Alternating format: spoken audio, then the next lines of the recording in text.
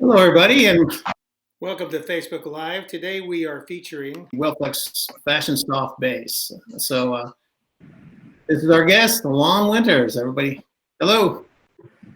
Howdy, howdy. So Lon, I know you've been like the master of the Fashion Soft. Can you describe what we're kind of printing today? We've been using Fashion Soft probably since the day it came out, and probably you showed us, Ray, and we kind of Kevin sends it to us all the time these days, and we put it in a lot of different applications, and I know in some ways it's intention, and then in others not so much. We have mixes all on the shelf everywhere from 99% Fashion Soft to just a few percent Fashion Soft. So we use it in a couple of applications, kind of a tone-on-tone approach a lot, where we'll put we'll mix it with white, and then the color of the garment will show through, so you get a lighter version of the pink, lighter version of the green, blue. And then we do the opposite, and we put just a tint, like 1%. Real black in it, and then we call it a stain, so it's just a little bit darker tone of purple or green or orange.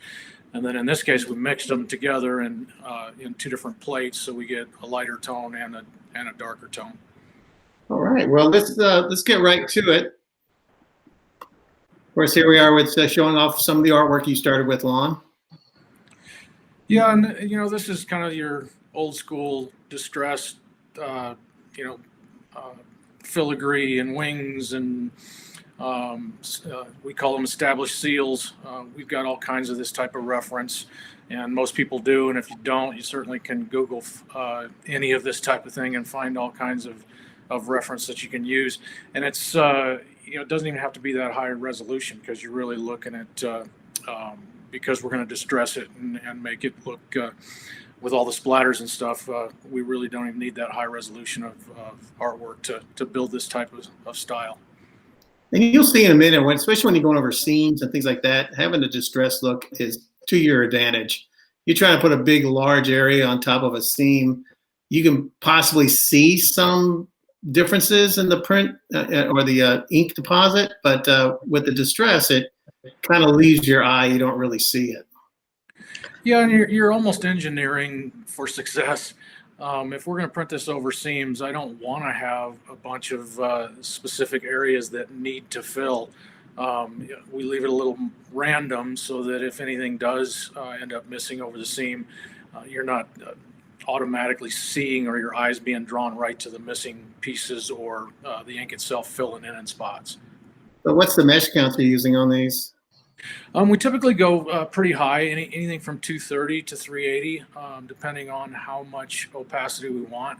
In this, we went with 272s, and that's kind of a relatively high, but not super high, so we can still get a little bit of opacity, because when we go too far with the Fashion Soft, we can lose all opacity, and you've got to create enough contrast that you can still see what's going on. And straight Fashion Soft, believe me, we've tried that. You can get a wet look on some fabrics, but on others you can't see it. So that's kind of the tint with the white or the black. So here he is making a black tint that will basically take the shirt color and make it a shade of itself. And you'll see that in a moment. And we skipped over, we had that tape screen. You definitely want to tape these up like you're printing something really runny, water-based type ink, or something that will run off the screen. So really protect your corners and any spaces. Yeah, we've learned that the hard way. By the time you come in the morning, you've got dribbles of ink all over the floor from the corners, because it's going to move around on the screen because of when you go to those extremes with the Fashion Soft additive. Hey Ray, one thing to mention, watching the mixing, the IMS 3.0 does have Fashion Soft base in there, and it's in there for the Rio also as an additive. Right. So you can pull up and do a custom formula, and mix it at whatever percentage you want, and keep those formulas within the database. Right. So Well, and this is one of your Rio Reds. I can't remember if it's 186, but we just added 5% to the red so that we could still get that smooth Fashion Soft finish, but we still have opacity from the 95% Rio. yeah, so if you're using a finishing like that, it's good to use the smaller amounts, but you also use higher meshes. It gives you that same soft. So here's an example of how using the black as a really it's a you bring up the shade of the color. So each one of these shirts looks like you're printing a different color on it. It looks like a burgundy. The first one looked like a gray. This one's gonna look like a darker green. Or The comfort colors work really well with this technique. yeah. Look at that. It's a purple. So it's a fantastic. Here's another great way to use this Fashion Soft, especially on seams. Get your own all over print right there.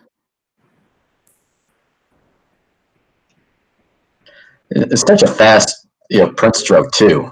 I mean, you're just doing one quick stroke, it's done. But you have no resistance on that ink. It just flows. It doesn't try to pick the shirt back up. And that's kind of the beauty of it. And the faster your stroke, you get less ink deposit. So ultimately, high mesh, quick stroke gives us a nice thin ink deposit taking on the shirt color underneath. I want to add too that whenever manufacturers want to use show off the speed of their machines, most of the time they'll take our regular ink and they will put some Fashion Soft in it just to show the speed. It makes it stay consistent the whole time, and get much better print. Also, you get perfect dots. So you saw the white go in there. That was that Fashion Soft white. It's one of my other favorites. In the past, we have printed white and black, kind of like a simulated photograph of a face, or at one point we did a little dog, and we were printing on multiple shirt colors and creating fantastic looks. And here it is on the automatic. So you're smoothing the shirt. Yeah, we use a lot of rollers, heated irons. The smoother we can get the substrate, the smoother the final print will be as well. The Fashion Soft, the materials in it make it real smooth, and the drape super, super nice. And we're just trying to add to it with additional smoothing screens to try to, plus it lays down that seam a little bit as well. And we're trying to get that as flat as possible. And we can sometimes, if we get real tough seams, or even if we're doing hoodies with pockets and we're printing over the top of the pocket, we'll put neoprene on the pallets as well to give it some cushion. Right. And then if there's zippers, we've got pallets that have the groove down the center where you can drop the zipper into, so you can print right over the top of zippers as well. And what I've noticed with Fashion Soft is great is when you go over a seam or a zipper, and the initial print looks like you have a large deposit of ink, but as it goes through the dryer, it seems to seep down into that seam and kind of disappear. Yeah, for sure. So, and here you're going on cons, you're going on blends. I mean, really, it's all relative to the shirt with Fashion Soft, since it's a distressed and it's a faded look. So, talk about bleed and all that. It really doesn't matter. It's just you're creating a design on a shirt, and it's going to be independently different for each color and each type of shirt fabric makeup. Well, and you can do some of the bleeders. It's okay that they're going to bleed in this kind of application, and we still will try to keep the temperatures down so we don't get excessive bleeding and lose the design altogether. But for the most part, that's sort of, we're playing to that. We want the garment to show through to give us the variation in the colors, and we're always giving the customer a hard time. There's no additional charge for the color matching or the ink changes. So this application is all using Rio. I think the Rio mixing white as well as the Rio deep black, and then the Rio red mixed in with the Fashion Soft base. And you're curing this out at 270, which is a low cure. So mixing in that Fashion Soft, you can still keep a low cure, temperature, and minimize the bleed if that's an interest in the design.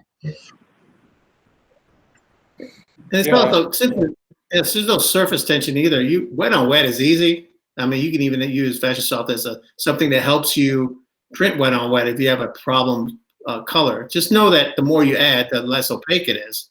But when you design right, it doesn't matter. Yeah, absolutely. You know, we use Fashion Soft in what we use kind of a water-based technique for underbases in sim process, where you have to, not have to, but you use two different whites, one for the mid-tones and one for the bright colors. And you stack them. We'll do this wet on wet with the first white that we call a soft white. We might run at 50-50 or 80-20 for the mid-tones and darker tones, and then set a wet white 100% like Rio white or an LC white right on top of that wet white. So your first white down is almost a gray, and then your next white on a lower mesh gives you your bright white colors. So you're able to kind of create your grayscale with kind of a water-based technique to create a nice, clean, softer underbase for a sim process type of work.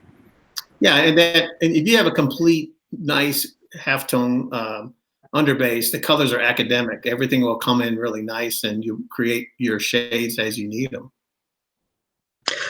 Lon, does that soft base, the first down soft base, also hold down the fibers a little bit better for you?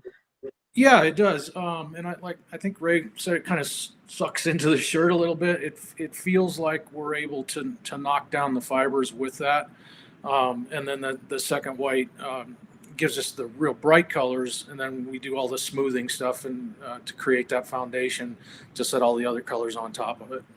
And you also save a screen because you're going wet on wet with those whites.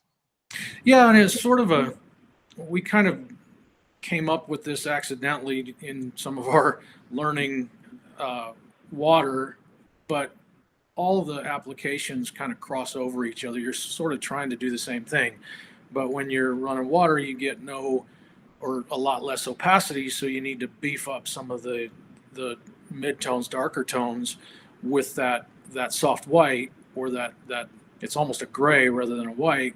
But it also works on plastisol. We just get with plastisol, we get a little bit more opacity out of the straight colors and can do more wet on wet printing.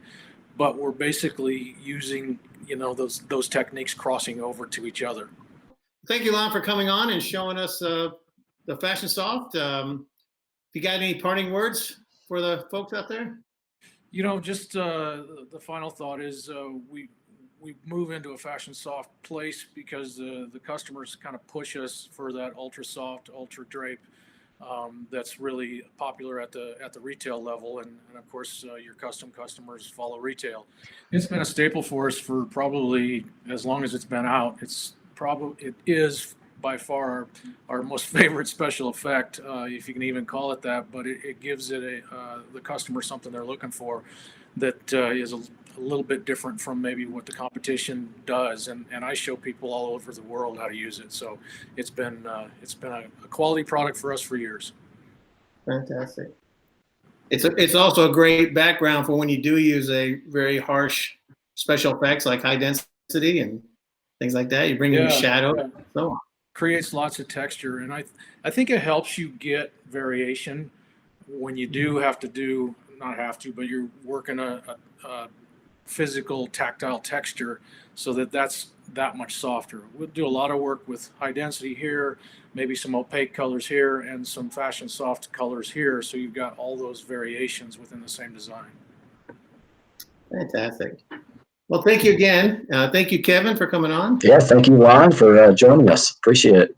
Absolutely. Thank you, guys. Okay, we'll see you.